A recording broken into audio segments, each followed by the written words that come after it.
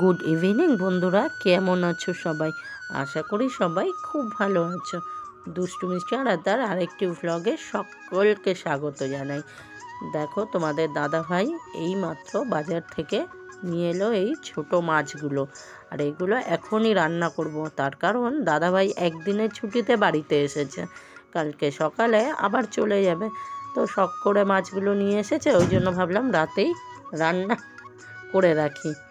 এই মাছটা কিন্তু ডুয়ার্সের একটা জনপ্রিয় মাছ, ভীষণ ভালো লাগে নাকি খেতে, জানো তো। আমি কোনো দিন রান্না করিনি, ফার্স্ট টাইম করছি। তো চলো কীভাবে বানাই সেটাই তোমাদের সাথে আজকে শেয়ার করছি। আর কোথায় এই মাছটা কী নামে পরিচিত অবশ্যই তোমরা কমেন্টের মাধ্যমে কেউ যদি জানো অবশ্যই জানিও। যেহেতু এই মাছটার চচ্চড়ি বানাবো, তো সেই জন্য দেখো সবজি কেটে নিলাম। মূলো নিয়েছি, বেগুন, টমেটো, আর নিয়েছি আলু, আর ধনেপাতা, আর কাঁচা লঙ্কা, আর আদা, আর সামান্য 2-4টে রসুন। তো চলো প্রথমে মাছটাকে আগে ভেজে নিই ভালোভাবে, তারপরে তোমাদের সাথে রান্নাটা শেয়ার করছি।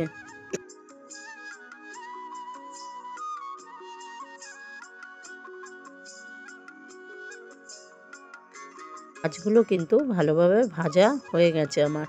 আর দেখো এদিকে সবজিগুলো আমি ধুয়ে রেডি করে নিয়েছি। মাছ ভাজার পরে কড়াইতে অনেকটা তেল ছিল, জানো তো। সেই তেলটা কী করলাম, একটা বাটিতে তুলে নিলাম। যেহেতু অতটা তেল দিয়ে আমি রান্না করব না, আর লাগবেও না অতটা তেল। আর যেটুকু তেল কড়াইতে ছিল তার মধ্যে প্রথমে আগে বড়িটা ভেজে নিলাম।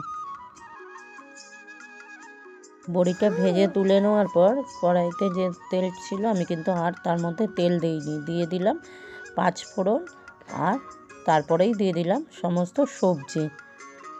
দিয়ে এবার এটাকে ভালোভাবে ভেজে নেব। আর এই দিকে দেখো আমি আর কোনো মশলা করিনি, আর যদিও মশলা লাগেও না খুব একটা। তো কাঁচা লঙ্কাগুলো একটু থেতো করে নেব, আর আদা রসুনটাও একেবারে এর মধ্যেই থেতো করে নেব।